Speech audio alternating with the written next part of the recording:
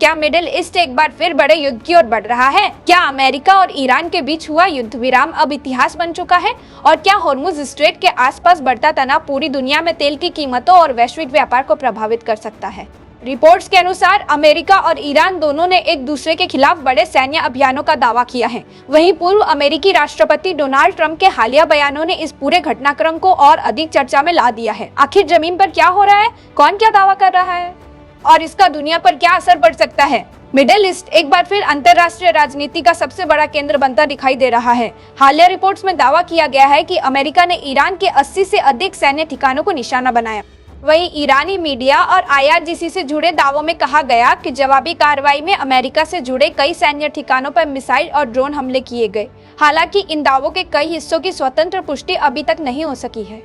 इसलिए इस वीडियो में हम केवल सार्वजनिक रूप से उपलब्ध रिपोर्ट्स और आधिकारिक बयानों के आधार पर पूरी स्थिति को समझेंगे। इस पूरे तनाव की जड़ केवल सैन्य कार्रवाई नहीं है। पिछले कुछ समय से हॉर्मुज स्ट्रेट में बढ़ती अस्थिरता, समुद्री जहाजों की सुरक्षा, तेल आपूर्ति और क्षेत्रीय सैन्य गतिविधियों को लेकर अमेरिका और ईरान के बीच लगातार तनाव बना हुआ है। इसी दौरान युद्ध विराम की संभावनाओं पर भी चर्चा हुई थी, लेकिन अब हालिया घटनाओं और बयानों ने यह संकेत दिया है कि स्थिति फिर से बिगड़ सकती है। पूर्व अमेरिकी राष्ट्रपति डोनाल्ड ट्रंप ने एक बयान में कहा कि उनके अनुसार ईरान के साथ सीजफायर समाप्त हो चुका है और अब वे नई डील करने के इच्छुक नहीं हैं। दूसरी ओर ईरान की ओर से भी कड़े जवाब की चेतावनी दी गई। यहीं से हालात और अधिक गंभीर होते दिखाई देने लगे। रिपोर्ट्स के अनुसार अमेरिकी सेंट्रल कमांड यानी सेंटकम ने दावा किया कि उसने रात भर चले अभियान में ईरान के 80 से अधिक सैन्य ठिकानों को निशाना बनाया।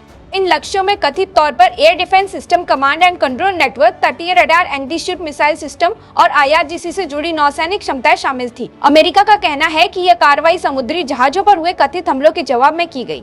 दूसरी तरफ ईरानी मीडिया और IRGC से जुड़े दावों में कहा गया कि जवाबी कार्रवाई के तहत अमेरिका से जुड़े लगभग 85 सैन्य ठिकानों को निशाना बनाया गया। इनमें बहरीन स्थित अमेरिकी 5th फ्लीट मुख्यालय और कुवैत के अली अल सलेम एयर बेस का भी उल्लेख किया गया।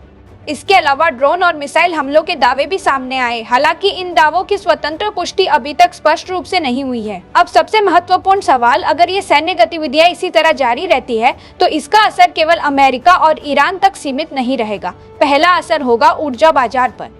हॉर्मुज स्ट्रेट दुनिया के सबसे महत्वपूर्ण तेल मार्गों में से एक है। यदि यहाँ तनाव बढ़ता है तो वैश्विक तेल आपूर्ति प्रभावित हो सकती है, जिससे कच्चे तेल की कीमतों में तेजी आ सकती है। दूसरा असर वैश्विक व्यापार पर पड़ सकता है, क्योंकि एशिया, यूरोप और दुनिया के कई देशों की ऊर्जा आपूर्ति इस समुद्री मार्ग पर निर्भर करती है। तीसरा असर अंतरराष्ट्रीय कूटनीति पर दिखाई दे सकता है। यदि तनाव और बढ़ता है तो संयुक्त राष्ट्र, खाड़ी देशों और अन्य बड़ी शक्तियों की भूमिका भी महत्वपूर्ण हो सकती है। आपकी राय में क्या यह तनाव सीमित सैन्य कार्रवाई तक रहेगा या फिर यह एक बड़े क्षेत्रीय संघर्ष का रूप ले सकता है? कमेंट करके अपनी राय जरूर बताइए। विशेषज्ञों का मानना है कि वर्तमान स्थिति में दोनों पक्ष अपने अपने रणनीतिक संदेश भी दे रहे हैं। एक तरफ सैन्य शक्ति का प्रदर्शन है, दूसरी तरफ राजनीतिक दबाव और कूटनीतिक संकेत भी लगातार दिए जा रहे हैं। यानी मैदान में केवल मिसाइलें ही नहीं बल्कि रणनीति और मनोवैज्ञानिक दबाव की भी लड़ाई चल रही है। दूसरा सवाल, अगर हॉर्मुज स्ट्रेट में तनाव लगातार बढ़ता है तो क्या इसका सबसे बड़ा असर तेल की कीमतों और आम लोगों की जेब पर पड़ेगा?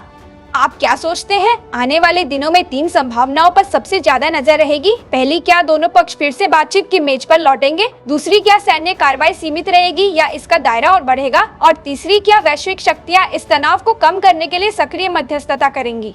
इन सवालों के जवाब आने वाले दिनों की घटनाएं तय करेंगी। फिलहाल इतना साफ है कि मिडिल ईस्ट में तनाव एक बार फिर बढ़ गया है। अमेरिका और ईरान दोनों की ओर से बड़े दावे किए जा रहे हैं। तेल बाजार लगातार स्थिति पर नजर बनाए हुए हैं और पूरी दुनिया ये देख रही है कि क्या यह संकट कूटनीति से सुलझेगा या फिर संघर्ष और गहरा होगा। हम इस मामले से जुड़ी हर विश्वसनीय और आधिकारिक अपडेट आपके लिए लेकर आते रहेंगे।